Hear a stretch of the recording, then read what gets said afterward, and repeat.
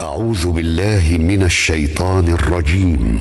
بسم الله الرحمن الرحيم. إذا زلزلت الأرض زلزالها وأخرجت الأرض أثقالها وقال الإنسان ما لها يومئذ تحدث أخبارها بأن ربك أوحى لها يومئذ يصدر الناس أشتاتا ليروا أعمالهم فمن يعمل مثقال ذرة خيرا يره ومن يعمل مثقال ذرة شرا يره.